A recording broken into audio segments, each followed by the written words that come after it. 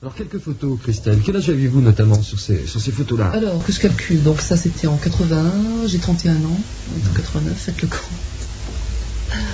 22-23 ans à peu près. Ça, c'est un ami photographe qui a pris cet ensemble de photos. C'était avant votre opération? Oh oui, bah oui, forcément, bien avant, puisqu'à l'époque j'avais une apparence masculine. Donc, j'y pensais déjà, en tout cas, à l'opération. À l'époque, j'étais en psychothérapie. Et puis, je crois qu'on peut remarquer sur les photos, en plus, que je fais un peu la tête. J'étais pas très bien dans ma tête à l'époque.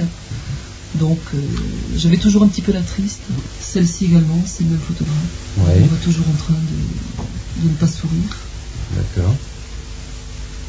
Alors, je sais qu'à l'époque, j'étais toujours triste, souvent triste. J'étais pas très bien. Il y a eu le traitement hormonal. Oui. Il a démarré quand, ce traitement hormonal? J'ai une photo là justement qui date du début du traitement hormonal. À l'époque, je travaillais au rectorat, j'étais maître d'internat, j'étais en vacances à Orsières-Merlette chez des amis. Et bon, on voit que là je commence à sourire, et c'est vrai que le fait d'avoir pris la décision de commencer ce traitement hormonal, donc d'aller plus de l'avant, bon, ça commençait déjà. Comment ça s'est passé, je veux dire, cette décision? Elle a été progressive ou elle a été en fonction d'un choix d'ailleurs qui n'est pas un choix que vous avez partagé en quelque sorte avec des proches, voire vos parents ou des amis C'est pas tant que je l'ai partagé que je crois que je l'ai plutôt imposé à mes proches. Moi, si j'ai fait le choix de cette intervention, en tout cas ce choix, je l'ai carrément imposé aux autres. C'était ça ou rien.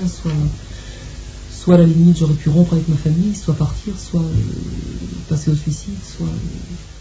Vous l'avez envisagé? Ah oui, plusieurs fois. Sans jamais de passage à l'acte ou... Si, passage à l'acte, mais bien avant le commencement de mon traitement. Tel, au début, quand vous leur avez fait part de votre décision donc, de vous faire opérer?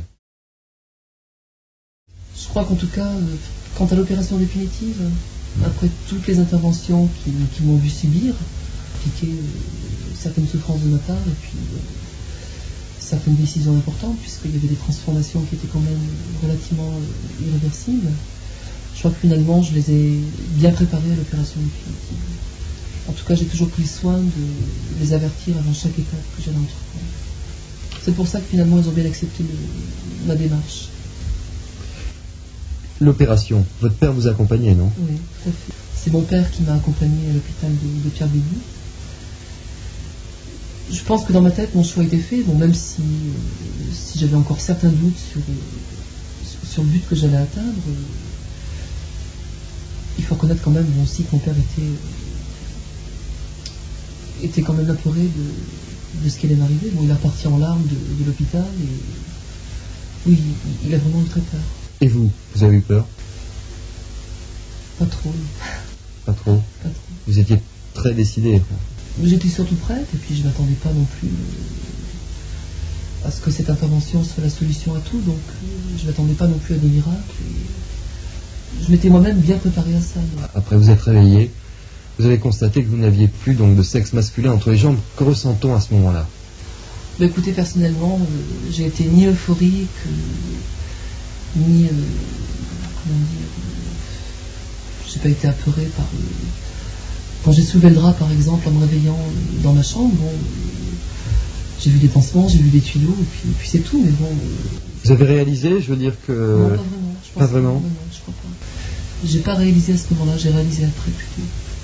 Et est-ce que vous aviez hâte de le constater visuellement, je veux dire, que les pansements soient enlevés, afin que vous puissiez le constater visuellement? Est-ce que c'est quelque chose d'important, je veux dire, dans... Oui, quand on peut constater, en voyant des chairs boursouflées, abîmées, pleines de points, on peut constater que ça. Je crois que la constatation, elle se fait bien des mois après le premier rapport par exemple. Mais dans l'immédiat, on constate pas grand-chose, sinon qu'on a subi effectivement une opération importante et puis qu'il y a une partie de son corps qui a été modifiée et qui va servir à autre chose que... Vous étiez heureuse quand même, c'est quand même symbolique. J'étais bien, ouais, c'est sûr, j'étais bien, je planais pas pour autant. Je vous dis, c'était pas de l'euphorie, mais j'étais bien, c'est sûr. J'étais contente d'avoir atteint le but que je m'étais fixé. Quel était pour vous le combat prioritaire? L'intégration sociale ou, disons, votre nouvelle identité, je veux dire, le combat pour cette fameuse identité reconnue? En tout cas, quant à la nouvelle identité, donc ça, je peux en parler au passé, puisque j'ai obtenu mon changement d'état civil en mars 89, en tout début d'année. J'ai eu beaucoup de chance, puisque ce changement n'a pris que 10 mois, avec, malgré tout ce qui s'est passé pour obtenir ce changement. Ça, je peux en parler tout à l'heure, les expertises et puis tout le reste. Mais je crois que le combat que je mène encore maintenant, c'est l'intégration sociale. Donc c'est pour ça qu'avec le recul, je me dis que finalement le combat le plus dur, c'est non pas l'intervention, puisque quand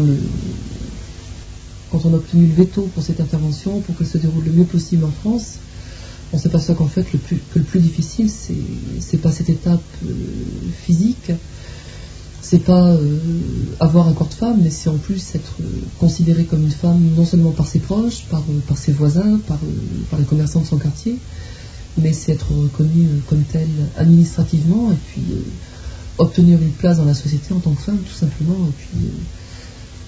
Et puis je crois qu'arrivé à un certain terme, on n'a plus forcément très envie de se battre, on est un peu fatigué de se battre aussi. Bon, je reconnais qu'actuellement, j'ai parfois